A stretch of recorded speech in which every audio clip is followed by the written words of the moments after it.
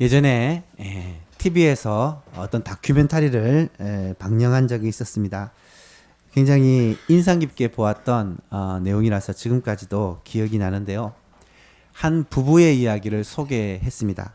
이 부부는 남편이 카이스트를 졸업하고 아내는 이화여대를 졸업한 재원입니다. 학교를 졸업하고 좋은 직장에서 돈을 잘 벌고 그렇게 둘이 만납니다. 행복한 가정을 이루었는데 이 가정이 놀랍게도 결혼한 지 얼마 되지 않아 갑자기 살던 곳을 다 정리를 하고 시골 아주 깊은 산골 마을로 들어가서 둘이서 자급자족을 하며 살기로 결정을 한 겁니다. 물론 차도 있고 이동도 가능하였지만 그래도 대부분은 자급자족을 하자. 그래서 농사를 짓고 먹을 것을 그곳에서 생산을 하고 또 엔간한 가정에 있는 도구들도 직접 그렇게 나무를 깎아서 만들면서 그렇게 살아가는 것입니다. 그런 소박한 신혼생활을 하다가 우연히 언론의 조명을 받게 되었고요. 소개가 되어서 많은 사람들이 이 부부를 보면서 부러워합니다. 물론 남자도 잘생겼고요. 여자도 예쁩니다. 그래서 더욱 언론의 주목을 받았는지 모르겠지만 이 두 사람의 삶이 욕심을 버리고 소박한 그러면서도 행복해 보이는 삶을 살았기에 많은 사람들이 부러워하고 나도 저런 삶을 살고 싶다라고 생각을 하기도 했습니다. 또 한 사람을 소개하고자 합니다. 혹시 여러분 가운데 헬렌 켈러가 태어나면서부터 장애를 가지지 않았다는 것을 알고 계십니까? 헬렌 켈러는 나면서부터 장애를 가진 것이 아니라 한 살쯤 되었을 때, 1년쯤 되었을 때에 큰 심한 열병을 앓고 그 병에 부작용으로 말미암아 눈이 보이지 않고 귀가 먹게 되었습니다. 그래서 말을 제대로 배우지 못하게 되었죠. 그런 큰 장애를 갑자기 병으로 얻게 되었다면 대부분의 부모는 낙심하고 실망을 했을 것인데 이 헬렌 켈러의 부모님은 참 대단합니다. 실망하지 않고 이 헬렌 켈러를 제대로 키워보고자 수소문을 하다가 보스턴에 있는 퍼킨슨 맹아학교 교장 선생님의 소개를 받아 앤 맨스필드 설리반이라는 선생님을 소개받아 이 가정교사로 이 헬렌 켈러만을 위해서 청빙을 합니다. 설리반 선생님은 보지 못하고 듣지 못하고 말하지 못하는 이 헬렌 켈러를 무려 50년 동안이나 붙들고 어릴 때부터 가르칩니다. 이분은 신실한 믿음의 사람인데요. 눈물로 기도로 이 헬렌 켈러를 가르쳐서 결국 헬렌 켈러는 인문학 박사가 되고 법학 박사가 되고 세계의 박사 학위를 소유하고 전 세계에 그 이름만 들어도 알 수 있는 굉장히 유명한 사람이 되게 되고요. 많은 장애우들에게 희망의 아이콘이 됩니다. 여러분, 이 두 사람의 인생 어느 인생이 더 멋있어 보입니까? 어떤 인생이 더 성숙한 삶이고 더 가치 있는 삶인 것 같습니까? 하나님께서 우리에게 원하시는 삶은 어느 쪽이 더 좋은 삶일까요? 젊은 부부의 삶도 나름대로 낭만이 있고 행복한 삶인 것 같습니다. 하지만 사람은 사회적인 존재라고 하잖아요. 이 말은 하나님이 처음 사람을 만들 때부터 사람은 함께 살아야 행복하도록 만들어 놓은 것입니다.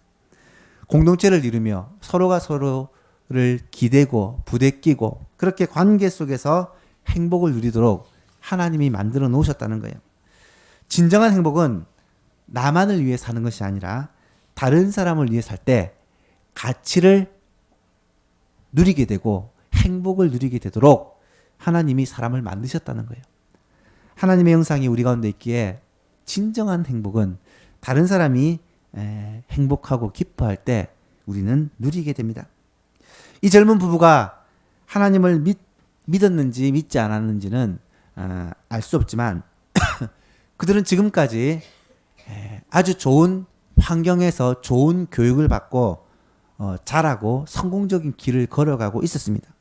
어쩌면 다른 사람들에게 부모님께 스승들에게 또 사회에 빚을 지고 있다라고 말할 수 있죠. 그런 혜택을 받고 자랐다면 자신이 가진 이 달란트와 능력을 가지고 이 사람들에게 베풀며 나누며 빚을 갚으며 살아야 마땅합니다. 하지만 이 사람들은 자신들의 행복을 위해 모든 것을 다 끊어버리고 산속으로 들어간 거죠.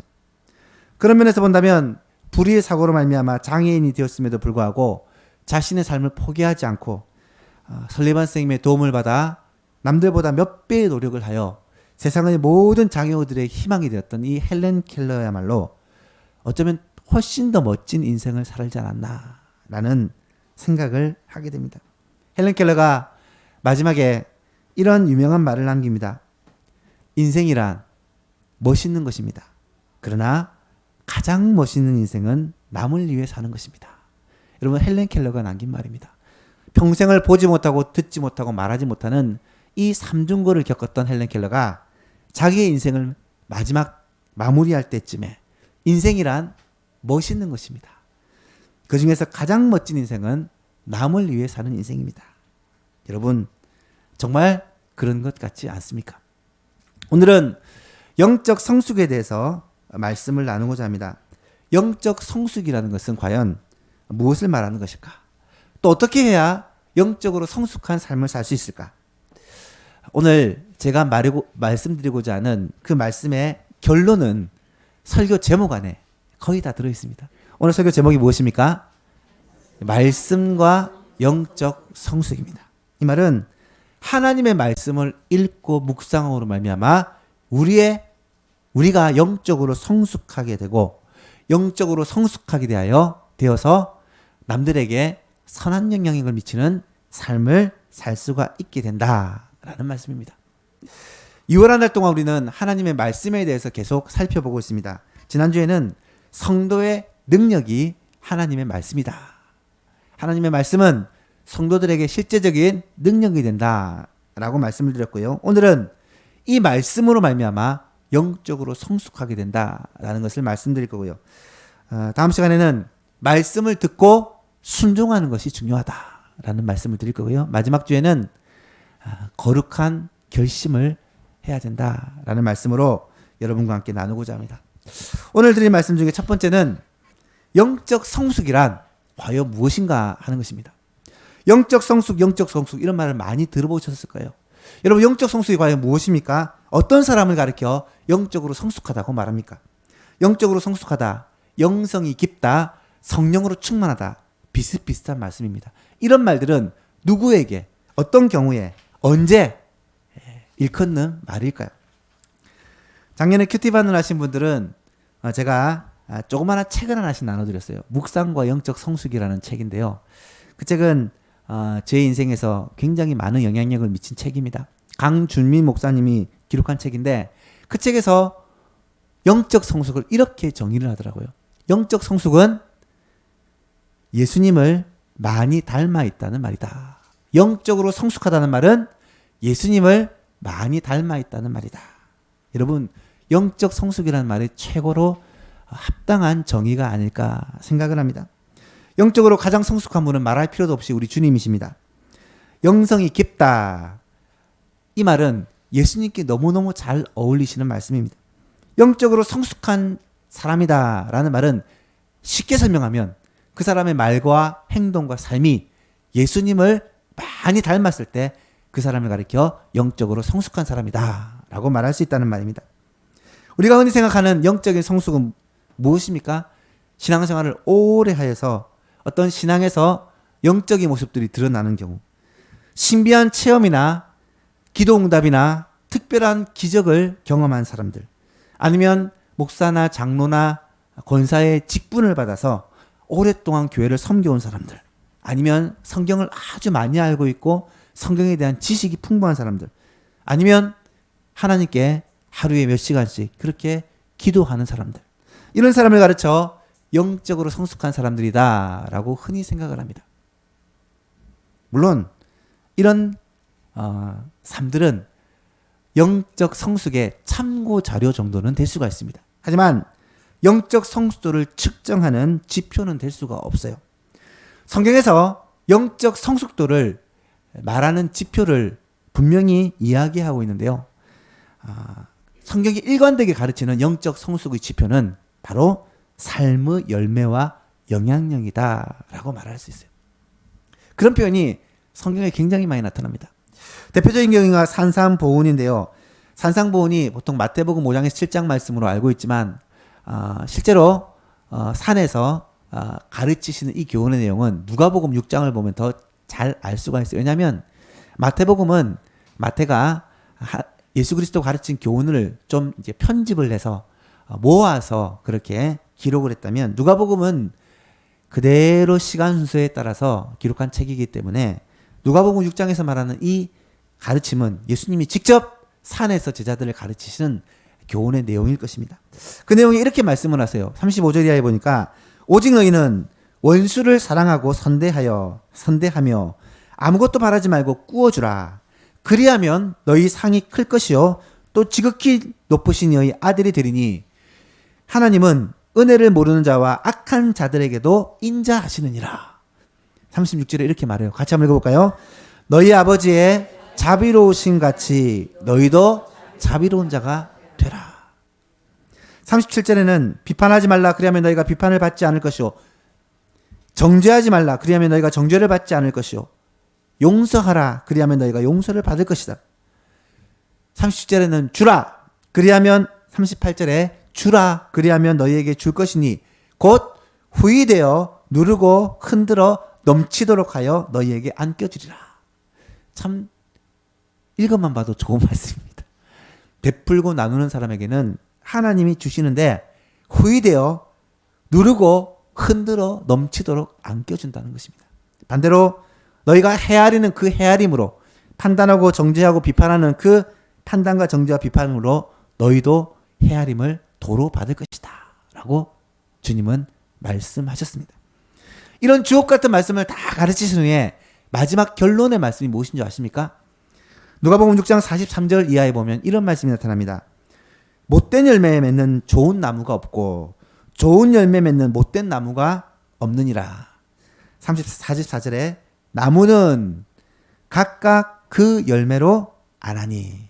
이 표현이 성경에 굉장히 자주 나타납니다. 나무가 어떤 나무인지는 그 열매를 보면 안다. 나무는 무엇을 말합니까? 그 사람의 성숙도, 됨됨이, 그 사람의 마음 중심을 말하는 것이고요. 열매는 그 사람의 말과 행동을 말하는 것입니다. 나무는 각각 그 열매로 아나니 가시나무에서 무화과를 또는 찔레에서 포도를 따지 못하느니라. 45절 말씀 같이 읽겠습니다. 시작. 선한 사람은 마음에 쌓은 선에서 선을 내고 악한 자는 그 쌓은 악에서 악을 내나니 이는 마음에 가득한 것을 입으로 말함이니라. 아멘. 그 사람의 입술의 말과 손발 행동을 보면 그 사람 속에 무엇이 있는지를 알 수 있다는 말이고요. 영적 성숙도는 바로 이런 열매로 나타나게 된다는 말입니다. 한마디로 말하면 영적인 성숙은 삶의 열매와 영향력으로 나타납니다. 성경에 보면 이 열매에 대한 내용들이 자주 나타나는데요. 어떤 열매들이 있을까? 우리가 잘 알고 있는 성령의 열매가 있습니다.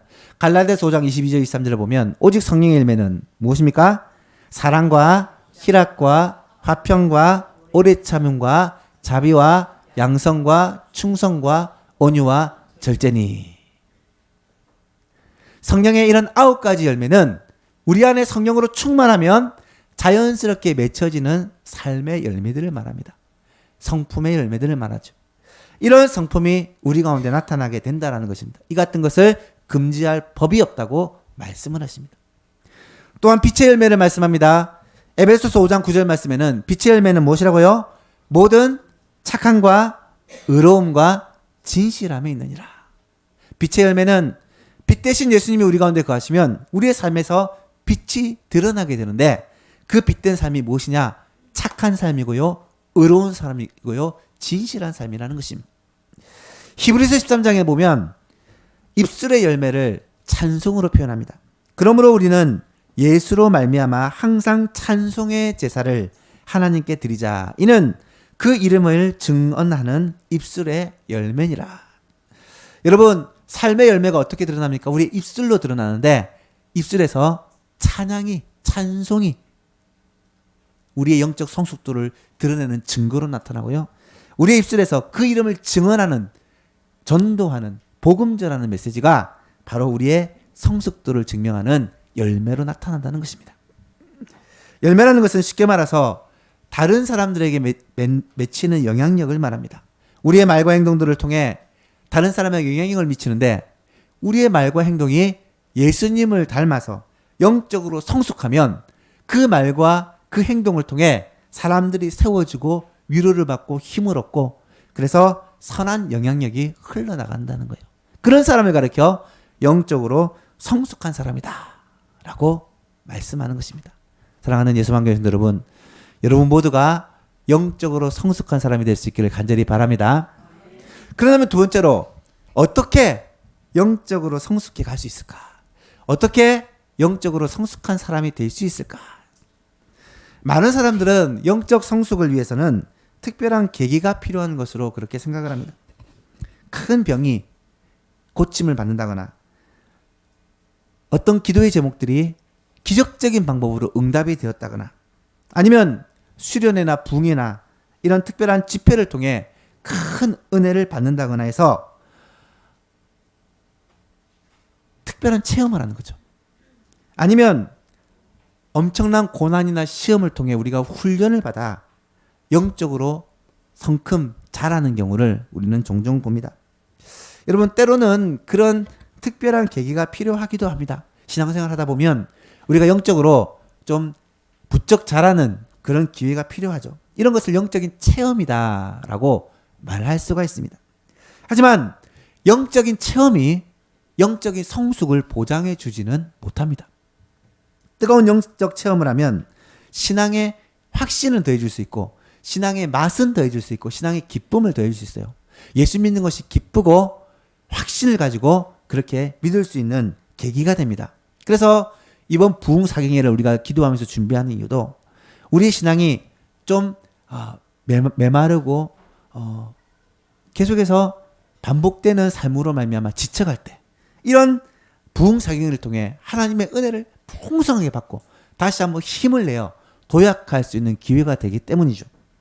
하지만 영적으로 성도가 예수님의 모습을 계속해서 닮아가기 위해서는 제일 필요한 것이 영적인 체험이 아니라 하나님의 말씀이라는 것입니다. 늘 강조하지만 하나님의 말씀을 읽고 그 말씀을 배우고 묵상하고 그 말씀을 따라 살지 않으면 영적으로 자랄 수가 없습니다. 왜냐하면 하나님의 말씀은 영적인 양식이기 때문입니다. 예수님은 이런 말씀을 하세요. 지난 시간에 우리 예수님이 시험을 받을 때 하셨던 말씀인데요. 사람이 떡으로만 살 것이 아니요 하나님의 입으로부터 나오는 모든 말씀으로 살 것이니라 라고 말씀하셨습니다. 우리의 양식, 영적인 양식, 진짜 양식은 바로 하나님의 말씀이라는 것입니다. 사도행전 20장 32절에 보면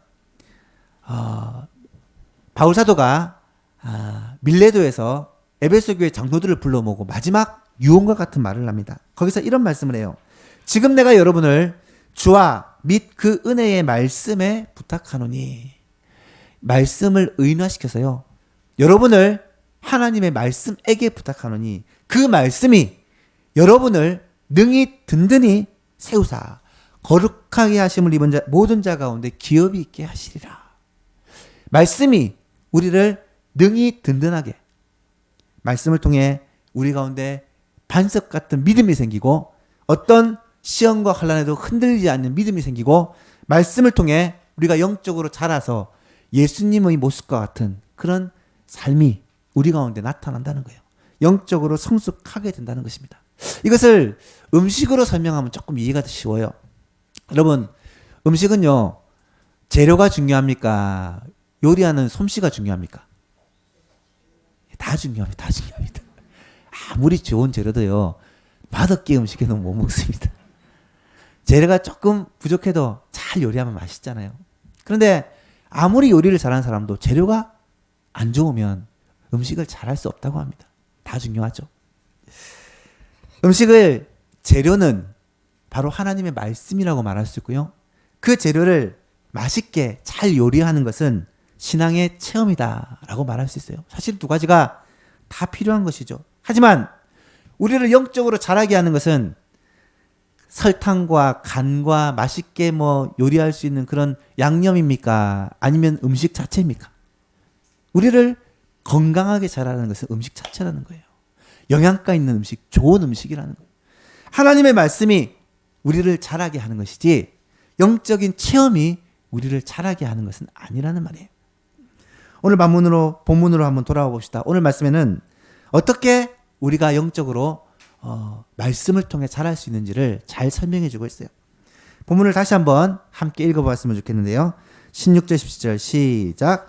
모든 성경은 하나님의 감동으로 된 것으로 교훈과 책망과 바르게 함과 의로 교육하기에 유익하니 이는 하나님의 사람으로 온전하게 하며 모든 선한 일을 행할 능력을 갖추게 하려 함이라. 아멘. 하나님의 말씀에 대해서 뭐라고 말하냐면 모든 성경은 하나님의 감동으로 되었다. 이거는 성경의 권위를 말합니다. 성경은 하나님의 말씀이라는 거예요. 모든 성경은 하나님의 감동, 성령의 감동으로 기록된 것이다 라는 말입니다. 이것은 사실 중요합니다. 성령에 대해서 또 제가 설명하면서 여러분에게 말씀을 드렸듯이 성경을 하나님의 말씀으로 믿지 않는 사람들이 너무 많습니다. 이 자리에도 있는지 모르겠어요. 놀랍게도 고신교단이라든지 보수교단을 제외한 나머지 기독교인이라고 하는 사람들조차도 성경을 하나님의 말씀으로 다 믿지를 못합니다. 그들이 말하기를 성경 안에는 하나님의 말씀도 있다는 거예요. 하나님 말씀도 있지만 사람들의 말도 섞여 있다. 이렇게 주장을 합니다. 굉장히 위험한 주장입니다. 성경은요, 하나님의 말씀입니다. 모든 성경은 하나님의 감동으로 된 것입니다. 그래서 성경을 읽을 때 이 중에서 내게 와닿는 좋은 말만 받지 마시고 성경 말씀 전체를 하나님의 말씀으로 받게 될 수 있기를 간절히 바랍니다. 두 번째로 성경에 유익이 있습니다. 성경의 유익이 뭐냐? 오늘 본문에서는 교훈과 책망과 바르게 함과 의로 교육하기에 유익하다. 성경이 우리를 교훈하고 책망하고 바르게 하고 의로 교육한다고 말합니다. 그것은 무엇을 의미할까요? 교훈이라는 것은 하나님의 뜻이 무엇인지를 분별하는 지식을 말합니다. 성경을 통해 하나님의 뜻을 분별하는 지식을 얻게 됩니다. 책망은 특별히 교회를 흔드는 이단들을 향하여 주시는 말씀인데요. 교리적인 분별을 하도록 만듭니다. 성경을 통해 잘못된 복음, 거짓 복음을 분별한다는 거예요. 바르게 한다는 것은 그리스도인의 삶을 교정해서 바른 길로 인도한다는 말입니다. 죄를 짓고 잘못된 길을 행할 때 하나님의 말씀이 우리를 바로잡는, 우리를 책망하고 우리를 교훈하여 바로잡는 것을 말합니다. 마지막으로 의로 교육한다라는 말은 하나님의 말씀의 표준을 따라 우리를 훈련하고 연단을 시키는 걸 말합니다. 하나님의 말씀으로 우리가 훈련을 받고 연단이 되어 그리스도의 모습을 점점 닮아가는 영적 성숙을 이루어간다는 말입니다. 결국 성경이 하는 역할, 하나님의 말씀의 역할이 무엇입니까? 우리의 삶의 기준이 되고 표준이 되고 나침판이 되고 우리의 삶의 인도자가 되고 보호자가 되어주신다는 거예요. 영적 성숙으로 향하도록 우리를 이끌어 주신다는 것입니다. 그래서 이런 유익을 통해 성경이 이루고자 하는 목적이 뭐냐? 이는 하나님의 사람으로 온전하게 하며 또한 모든 선한 일을 행할 능력을 갖추게 하려 합니다. 여러분, 우리를 온전하게 한다는 말은 지금까지 말씀드렸던 영적 성숙을 말하는 거예요. 예수님을 닮아가게 한다는 것이고요. 선한 일을 행할 능력을 갖추게 한다는 말은 하나님이 우리를 쓰시고자 할 때 언제든지 쓰실 수 있도록 준비되는 것을 말합니다. 하나님의 말씀이 우리를 교훈하고 책망하고 바르게 하고 의로 교육하여 영적으로 성숙하게 하고 하나님의 쓰임을 받을 수 있는 준비를 다 갖추도록 하신다라는 말입니다. 결론을 내리자면 하나님의 말씀은 영양가 있는 영적인 양식입니다.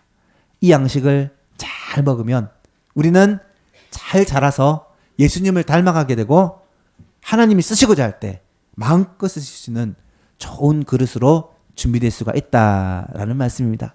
그런 여러분 될 수 있기를 간절히 바랍니다. 마지막 세 번째로 영적 성숙을 위해서 꼭 필요한 것이 있는데 그것이 말씀 묵상입니다. 말씀을 먹는 가운데 이 말씀을 그냥 읽는 방법이 있고 주일 나와서 듣는 방법이 있고 또 말씀을 공부하고 배우는 방법이 있습니다. 하지만 특별히 우리의 영적 성숙을 위해서 필요한 말씀을 먹는 방법이 뭐냐? 묵상이라는 방법입니다. 말씀 묵상이라는 방법이. 모든 사람 안에는 두 가지 경향이 있다고 합니다. 경향이라는 말이 나오네요. 하나님을 향한 경향, 이 경향이 경건이라고 표현할 수 있어요. 그리고 세상을 향한 경향성, 이것을 죄성이라고 표현할 수 있습니다. 우리 안에는 경건의 모습과 죄성의 모습이 항상 갈등을 일으킵니다.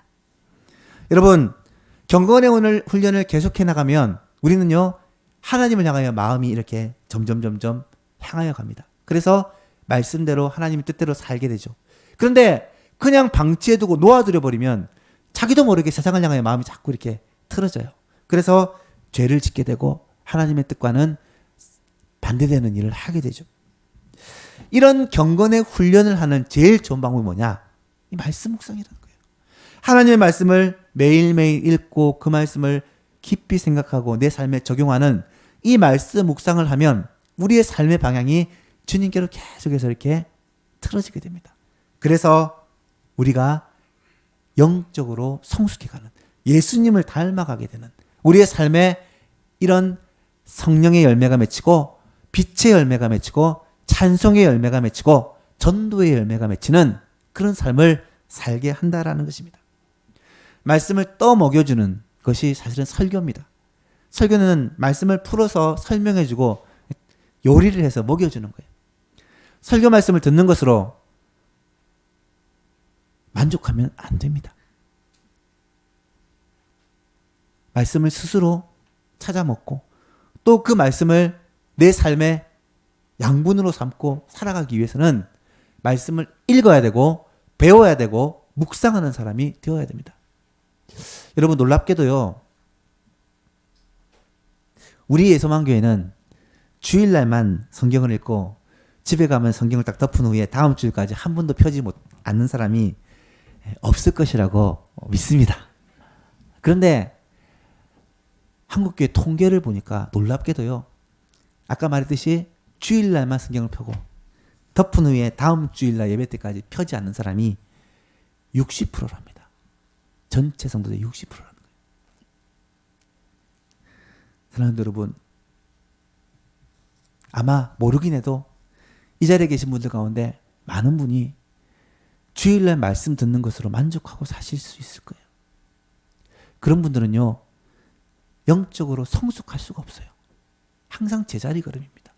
10년을, 20년을, 30년을 믿었는데 내 삶에 변화가 없고 늘 제자리더라. 여러분, 그것은요, 말씀을 먹지 않기 때문에 자라지 않는 거예요.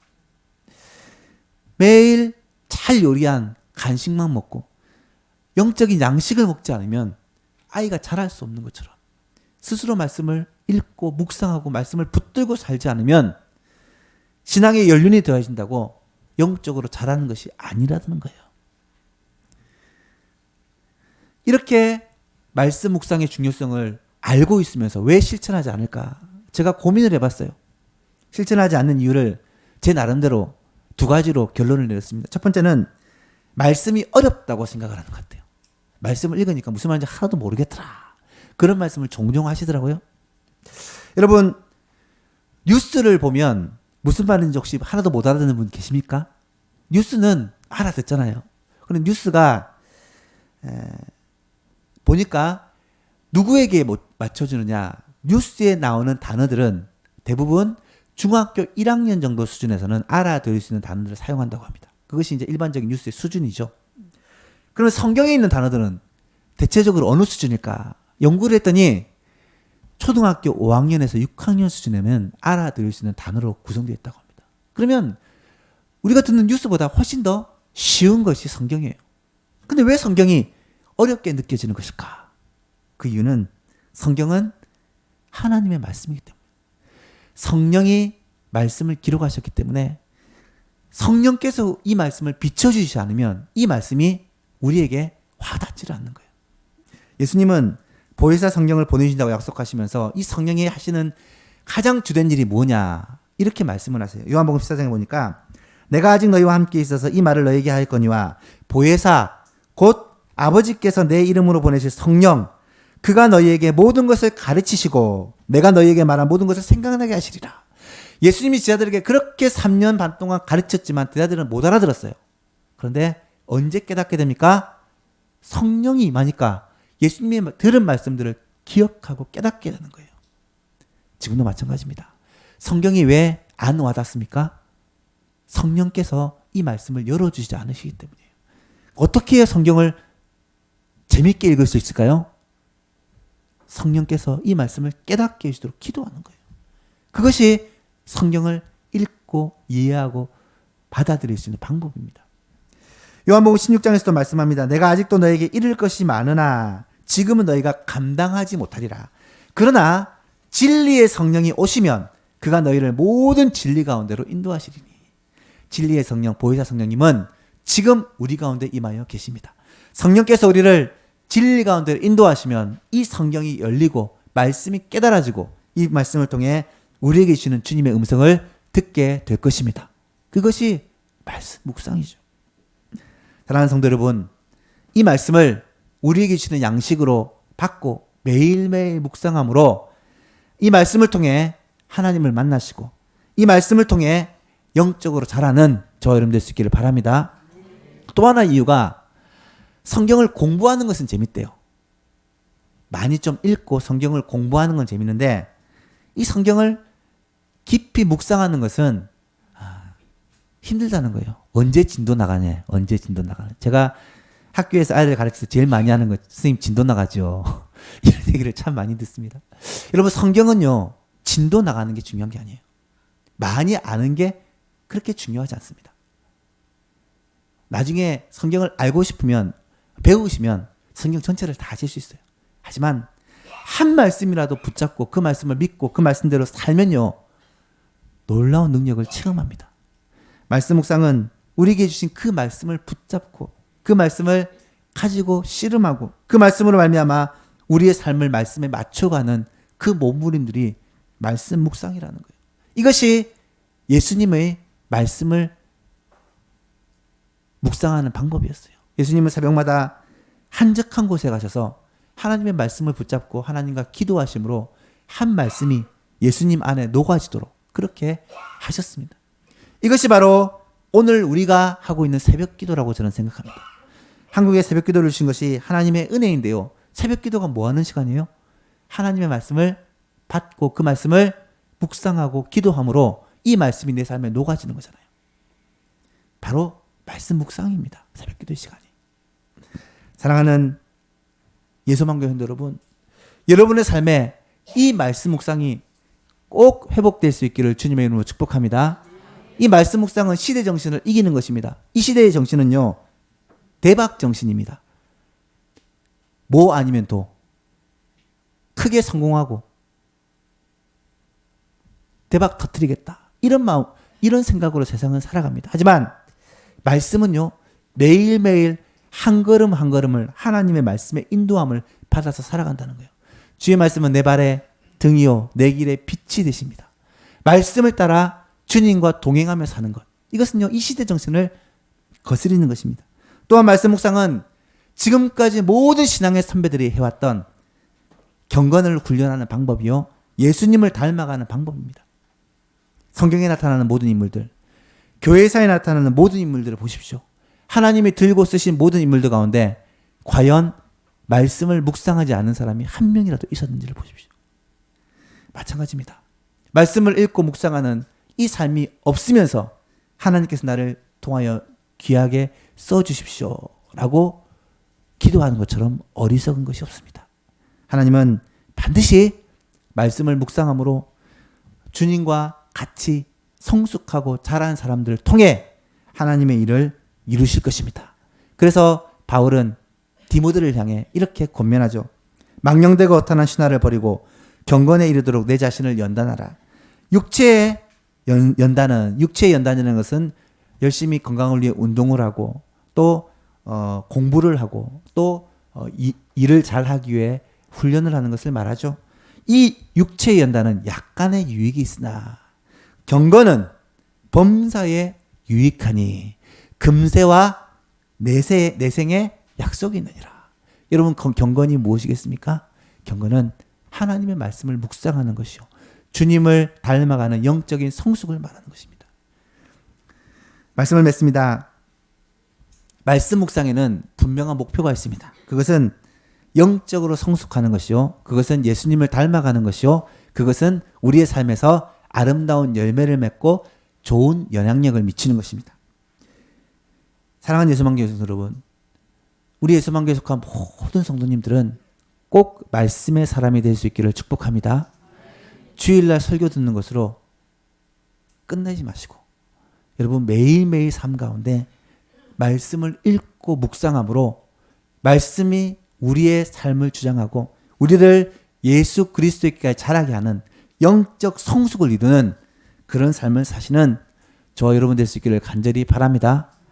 미루지 마시고 오늘부터라도 이 말씀을 묵상하는 걸 시작하시고 우리 교회에서 1월과 2월에는 특별히 말씀을 읽는 이 운동을 벌이고 있는데 이 분량을 따라 매일매일 하나님의 말씀을 읽고 묵상함으로 정말 그리스도에게까지 자라나는 모든 성도님 될 수 있기를 간절히 바랍니다.